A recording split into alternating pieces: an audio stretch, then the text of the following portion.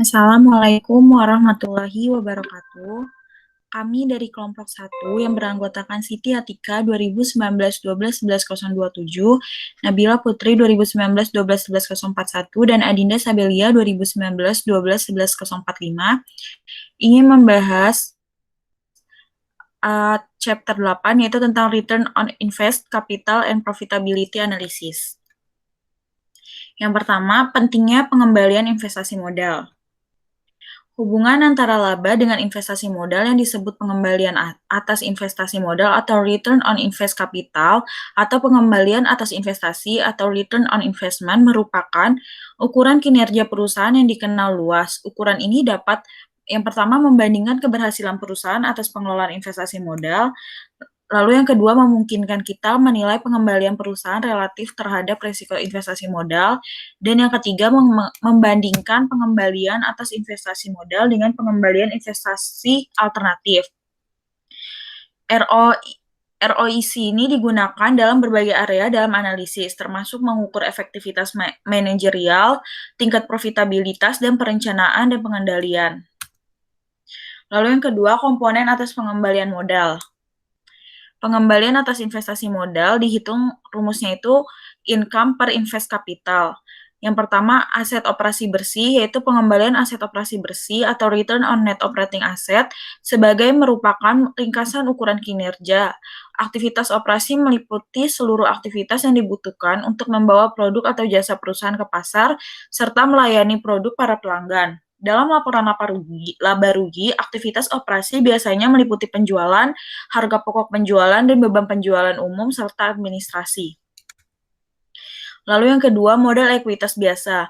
Pengembalian ekuitas biasa atau return on common equity dinyatakan sebagai laba bersih dikurangi dividen saham preferen dibagi rata-rata ekuitas biasa. Ekuitas biasa dapat juga dinyatakan sebagai total aset dikurangi utang dan saham preferen. Lalu yang ketiga, menghitung investasi modal suatu periode. Investasi modal untuk suatu periode umumnya dihitung menggunakan rata-rata modal yang tersedia bagi perusahaan selama periode tersebut. Metode yang paling umum digunakan adalah saldo awal ditambah saldo akhir tahun investasi modal lalu dibagi dua. Lalu yang keempat, penyesuaian atas investasi modal dan laba. Analisis pengembangan atas investasi modal menggunakan angka laporan keuangan sebagai titik awal. Beberapa angka yang tidak dilaporkan di dalam laporan keuangan juga perlu diperhitungkan. Beberapa penyesuaian seperti yang berhubungan dengan persediaan mempengaruhi pembilang maupun penyebut pengembalian investasi modal sehingga mengurangi pengaruhnya. Lalu yang kelima, menghitung pengembalian investasi modal. Yang pertama, pengembalian atas aset operasi bersih, yaitu RNOA itu rumusnya net operating profit after tax dibagi dengan average net operating asset. Lalu net operating asset itu nyarinya rumusnya itu net financial obligation ditambah stockholder equity. Nah, lalu yang untuk mencari net operating profit after tax-nya itu sales dikurangi dengan operating expense lalu dikali dengan 1 min tax expense per pre-tax profit. Lalu NFOA-nya atau net financial obligation-nya itu dicarinya itu dengan cara kewajiban non-operasi dikurangi dengan aset non-operasi. Lalu yang kedua, pengembalian atas ekuitas pemegang saham biasa, itu rumusnya net income dikurangi preferred dividend, lalu dibagi dengan average common shareholders equity. Lalu yang ketiga, menganalisa pengembalian atas aset operasi bersih. Yang pertama, return on net operating asset, yaitu rumusnya net operating profit margin dikali net operating asset turnover. Lalu NOPAT dibagi dengan average NOA sama dengan itu NOPAT per sales dikali sales per average NOA. Lalu yang kedua, dampak kewajiban operasi terlihat dalam alternatif persamaan RNOA berikut ini. Nah, RNOA itu rumusnya NOPAT per sales dikali sales per average OA dikali 1 plus OLEV, di mana OA adalah aset operasi kotor dan OLEV atau kewajiban rata-rata atau rata-rata NOA adalah rasio leverage kewajiban operasi. Karena OLEV memiliki nilai positif, kenaikan OLEV akan meningkatkan RNOA.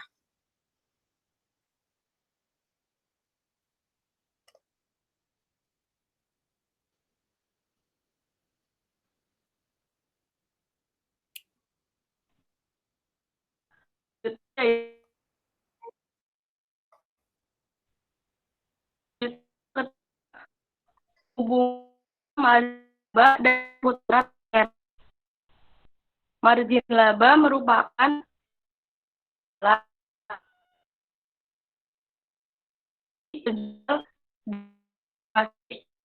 perputaran juga dari penjualan aset.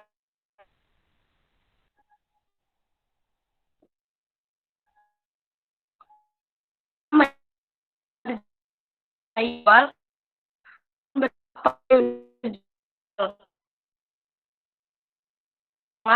kaitan dengan cara bagaimana profit.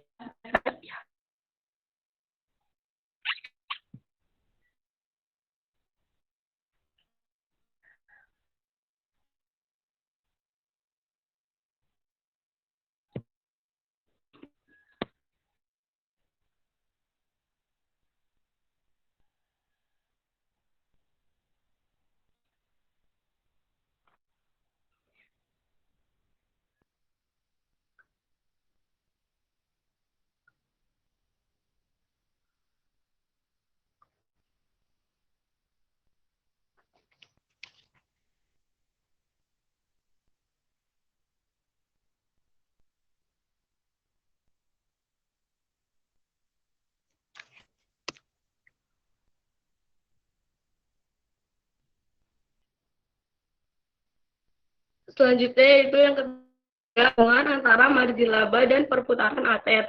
Margin laba merupakan fungsi dari penjualan, yaitu didapat dari harga jual dikali unit terjual.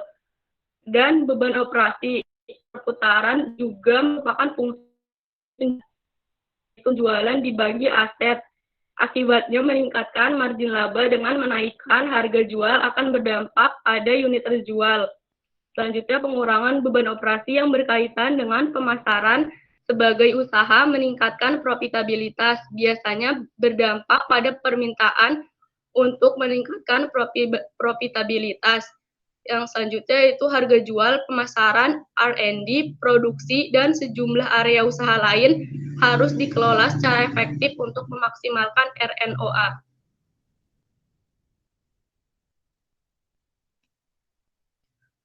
Selanjutnya itu yang keempat, pemisahan margin laba.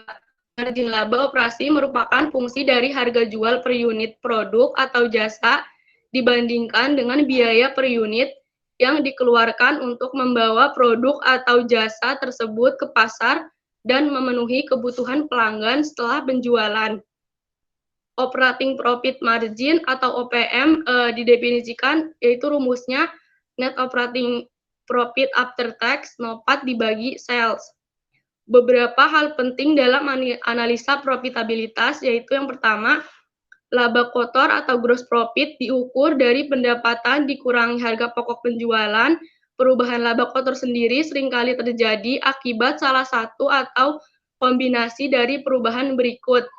Yang pertama, kenaikan atau penurunan volume penjualan. Yang ketiga, kenaikan atau penurunan harga jual unit. Yang ketiga, kenaikan atau penurunan biaya per unit.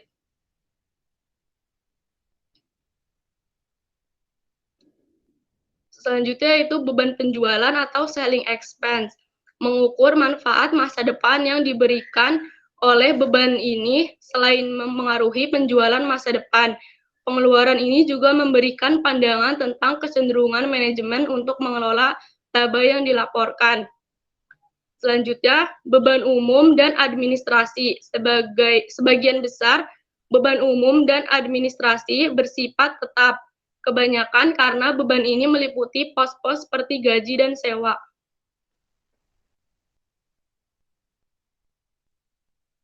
Selanjutnya yang kelima yaitu pemisahan perputaran aset. Ukuran standar perputaran aset untuk menentukan pengembalian atas aset adalah sales dibagi average net operating asset. Aset mengukur intensitas perusahaan memanfaatkan aset. Perputaran aset mengukur intensitas perusahaan memanfaatkan aset. Yang paling relevan dari pemanfaatan aset adalah penjualan, karena penjualan penting bagi keuntungan.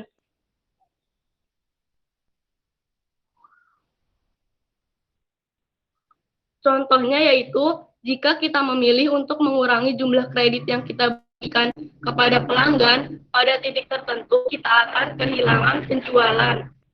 Dan keuntungan apapun yang kita peroleh dari yang lebih rendah, tingkat piutang akan diimbangi dengan penurunan penjualan.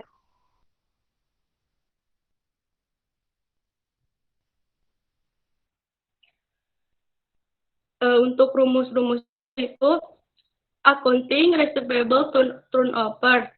Rumusnya sales dibagi average akun receivable. Inventory turnover, rumusnya cost of goods sold dibagi average inventory.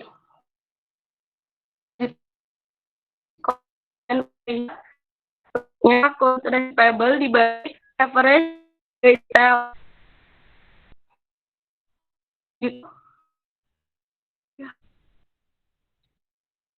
Long term operasi turnover sama dengan sales dibagi average long term operasi.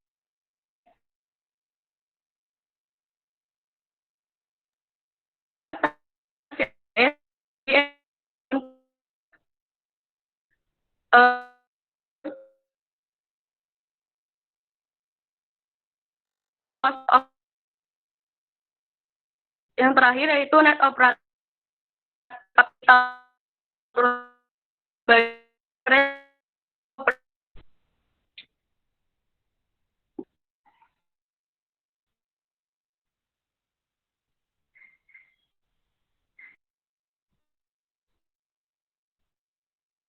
Selanjutnya, analisis pengembalian atas ekuitas biasa.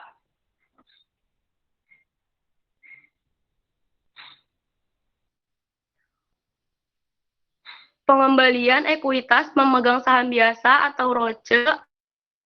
Pengembalian biasa ekuitas sangat menarik bagi para pemegang saham perusahaan. Itu yang pertama, seperti kreditor biasanya menerima pengembalian tetap atas pembiayaan mereka.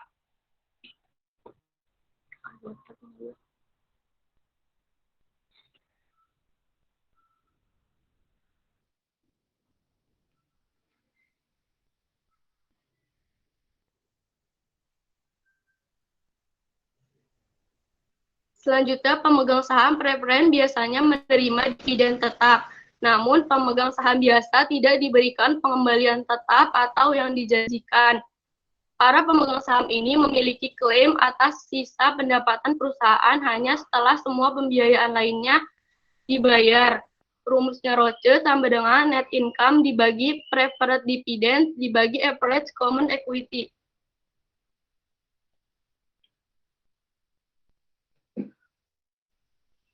Yang pertama yaitu pemisahan pengembalian atas ekuitas biasa. Perhitungan ROCE memakai saldo rata-rata selama periode yang dianalisis, seperti pengembalian atas aset operasi bersih. Untuk analisis ROCE dipisah menjadi beberapa komponen perhitungan ROCE, yaitu ROCE sama dengan RNOA ditambah LV dikali keterangannya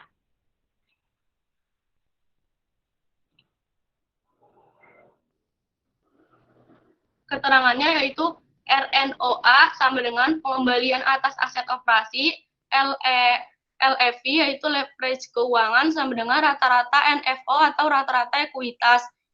NFO atau kewajiban keuangan bersih yaitu RNOA dibagi ekuitas, spread sama dengan RNOA dikurang NFR.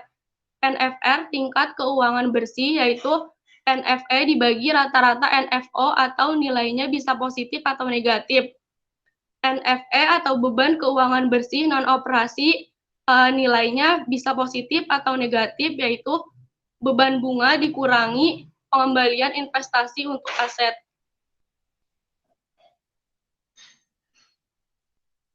Yang kedua yaitu menghitung pengembalian atas investasi modal. Yang perlu diperhatikan yang pertama, Jika ROCE turun, perlu diidentifikasi komponen yang menyebabkannya agar dapat menilai kinerja perusahaan di masa lalu dan masa depan dengan lebih baik. Yang kedua yaitu menilai area dengan potensi perbaikan ROCE terbesar dan kemungkinan perusahaan dapat melakukan strategi itu dengan sukses. Yang ketiga, analisis potensi perbaikan tergantung pada kondisi industri dan perekonomian.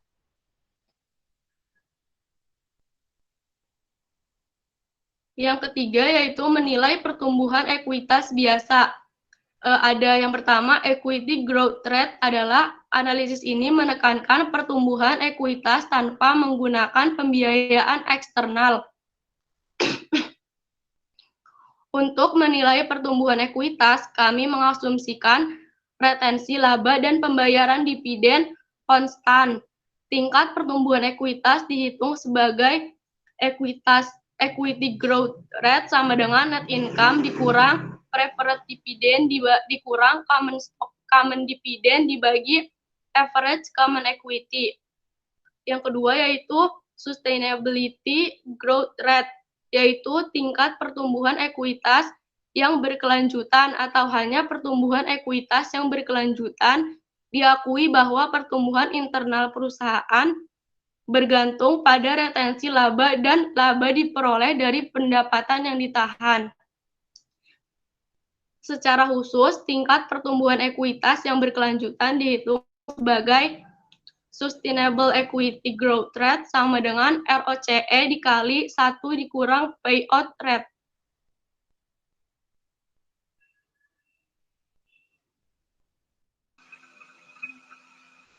Selanjutnya latihan soal chapter 8. Exercise 81. Pengembalian Fit Corporation atas aset operasi bersih adalah 10% dan tarif pajaknya adalah 40%. Jaringnya aset operasi sebesar 4 juta dolar dibiayai seluruhnya oleh ekuitas pemegang saham biasa. Pengelolaan sedang mempertimbangkan opsi untuk membiayai ekspansi senilai 2 juta dolar. Mereka mengharapkan pengembalian aset operasi bersih tetap tidak berubah. Ada dua alternatif untuk membiayai ekspansi, yaitu yang pertama menerbitkan obligasi 1 juta dolar dengan kupon 12% dan 1 juta dolar saham biasa. Yang kedua, menerbitkan obligasi sebesar 2 juta dolar dengan kupon sebesar 12%. Yang dibutuhkan, A. Tentukan pendapatan operasional bersih setelah pajak dan laba bersih untuk setiap alternatif. Yang B. Hitung laba atas ekuitas pemegang saham biasa untuk setiap alternatif. Gunakan ekuitas akhir. Yang C. Hitung rasio aset terhadap ekuitas untuk setiap alternatif. Yang D. Hitung laba atas aset operasi bersih dan jelaskan bagaimana tingkat leverage berinteraksi dengannya dalam membantu menentukan manajemen alternatif mana yang harus dikejar. Berikut jawabannya. Untuk A, alternatif pertama, NOPAT-nya itu sebesar 6 juta dolar dikali 10% sama dengan 600 dolar. Penghasilan bersihnya itu 600 ribu dolar dikurang 1 juta dikali 12% dikali 1 dikurang 40 sama dengan 528 ribu dolar. Untuk alternatif kedua, NOPAT-nya itu sebesar 6 juta dolar dikali 10%, hasilnya 600 dolar. Lalu penghasilan bersihnya 600 ribu dolar dikurang 2 juta dolar dikali 12% dikali 1 kurang 40 sama dengan 456 ribu dolar. Untuk jawaban yang B, alternatif pertamanya ROCE sebesar 10,56% didapatkan dari 528 ribu dolar dibagi 5 juta dolar. Lalu yang alternatif kedua, ROCE-nya sebesar 11,40% didapatkan dari 456 ribu dolar dibagi 4 juta dolar. Lalu jawaban yang C, alternatif pertamanya itu aset ke ekuitas sebesar 1,2 didapatkan dari 6 juta dolar dibagi 5 juta dolar. Lalu yang alternatif kedua, aset ke ekuitas sebesar 1,5 didapatkan dari 6 juta dolar dibagi 4 juta dolar. Lalu jawaban yang D, hitung laba atas aset. Alternatif pertamanya itu aset alternatif pertamanya itu sebesar 10% didapatkan dari 600.000 dolar dibagi 6 juta dolar. Lalu alternatif kedua sama, yaitu 10% didapatkan dari 600.000 dolar dibagi 6 juta dolar. Lalu penjelasannya, kedua, perhatikan bahwa tingkat bunga 12% pada hutang atau obligasi. Lebih yang terpenting, tingkat bunga setelah pajak adalah 7,2% didapatkan dari 12% dikali 1 dikurang 0,40 yang lebih kecil dari RNOA. Oleh karena itu, perusahaan menghasilkan lebih banyak dari asetnya daripada membayar hutang atas dasar setelah pajak. Artinya, ia dapat berhasil berdagang di ekuitas. Gunakan dana pemegang obligasi untuk mendapatkan keuntungan tambahan. Akhirnya, sejak detik alternatif menggunakan lebih banyak hutang, sebagaimana tercermin dalam rasio aset terhadap ekuitas di C, alternatif kedua mungkin lebih disukai. Para pemegang saham akan mengambil alih risiko tambahan dengan alternatif kedua, tetapi hasil yang diharapkan adalah lebih besar yang dibuktikan dari perhitungan di B. Lalu latihan soal yang kedua ada problem 81 Quaker Oats dalam laporan tahunannya mengungkapkan tujuan keuangan yaitu memberikan pengembalian total pemegang saham atau dividen ditambah harga saham apresiasi yang melebihi biaya ekuitas dan indeks saham S&P 500 dari waktu ke waktu. Pengembalian total Quaker kepada pemegang saham untuk tahun 11 adalah 34%. Hal itu sebanding dengan biaya ekuitas untuk tahun itu yaitu sekitar 12% dan dengan pengembalian total indeks saham S&P 500 yaitu 7%. Mendorong kinerja yang kuat ini, penghasilan nyata dari operasi yang dilanjutkan tumbuh 7,4% selama 5 tahun terakhir. Laba atas ekuitas naik menjadi 24,1%. Harga saham Quaker Oats pada awal dan akhir tahun 11 adalah 48 dolar dan 62 dolar masing-masing dan dividen tahun 11 adalah 1,56 dolar per saham.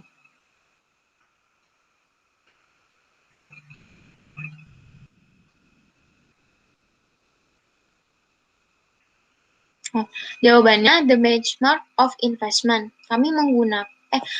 The benchmark of investment, kami menggunakan biaya modal kami sebagai patokan atau tingkat rintangan untuk memastikan bahwa semua proyek yang dijalankan menjanjikan tingkat pengembalian yang sesuai. Biaya modal digunakan sebagai tingkat diskonto dalam menentukan apakah suatu proyek akan memberikan keuntungan ekonomi atas investasinya. Kita memperkirakan potensi arus kas proyek dan mendiskontokan arus kas tersebut kembali ke masa sekarang. Jumlah ini dibandingkan dengan biaya investasi awal untuk menentukan apakah nilai tambahan dibuat. Biaya modal kami dihitung menggunakan perkiraan bobot nilai pasar dari hutang dan ekuitas yang digunakan untuk membiayai perusahaan. Biaya modal rumusnya biaya ekuitas ditambah biaya hutang. Ketika Quaker secara konsisten mampu menghasilkan dan menginvestasikan kembali arus kas dalam proyek yang pengembaliannya melebihi biaya modal kami.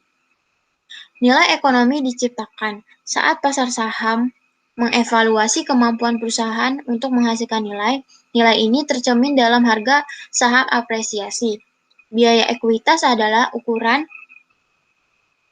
pengembalian minimum yang harus dimiliki Quaker dapat memberikan kompensasi yang sesuai kepada investor atas risiko kepemilikan saham kami.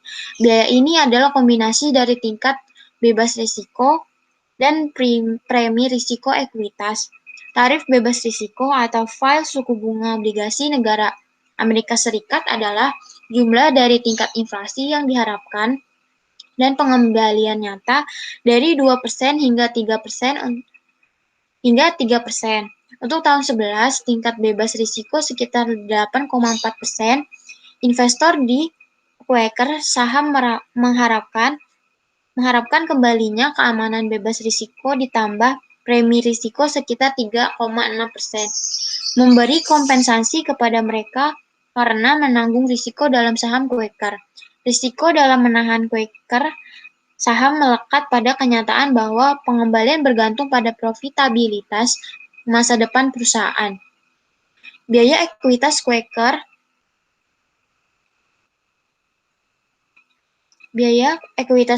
adalah sekitar 12%. Biaya hutang hanyalah setelah pajak. Tingkat hutang jangka panjang kami sekitar 6,4%.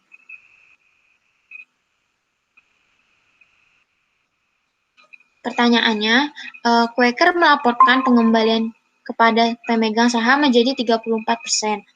Ya, 1. Bagaimana pengembalian ini dihitung? Berikan kalkulasi.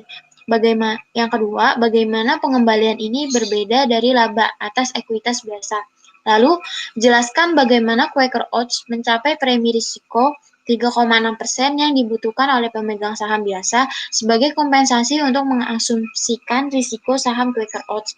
Yang terakhir, jelaskan bagaimana Quaker Oats menentukan biaya utang sebesar 6,4%. Jawabannya, yang pertama, Quaker Oats tidak mengungkapkan perhitungan pengembalian ini. Karenanya, kami buat beberapa perhitungan dan asumsi sederhana. Untuk kesederhanaan, fokus pada satu saham. Dividen adalah $1,56 untuk tahun 11. Yang ketiga, rata-rata saham harganya $55 dan kenaikan harga untuk tahun 11 adalah $14. Berdasarkan harga awal sebesar $48 dan harga akhir sebesar $62. Menggunakan informasi ini, kami menghitung pengembalian saham sebagai berikut. Dividen per saham ditambah kenaikan harga per saham dibagi harga rata-rata per saham. $1,56 ditambah $14 dibagi $55, yaitu hasilnya 28,3%. Namun jika kita menggunakan harga awal sebesar $48 per saham, kita mendekati pengembaliannya sebesar 34%, yaitu 1,56 ditambah $14 dibagi $48, hasilnya 32,4%.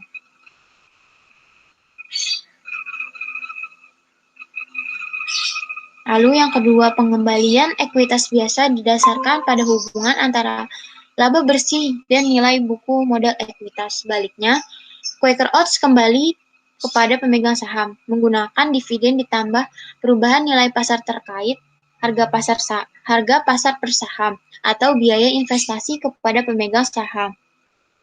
Yang B, perusahaan harus mendapatkan 3,6% dari harga pasar dan lainnya, faktor yang tidak diungkapkan. Secara konseptual, 3,6% ini harus mencerminkan risiko tambahan dari investasi di saham Quaker Oats. Evis, keamanan bebas risiko seperti obligasi Treasury Amerika Serikat. Yang C, Quaker tidak mengungkapkan perhitungannya. Ini mungkin mengungkapkan berbagai kepentingan suku bunga atas hutang jangka panjang yang dibawanya dalam catatan atas laporan keuangan. Berdasarkan data yang tersedia untuk itu, tetapi tidak untuk pembaca laporan keuangan. Hal tersebut mungkin menghitung suku bunga rata-rata tertimbang yang dikurangkan manfaat pajaknya untuk mencapai biaya utang sebesar 6,4%.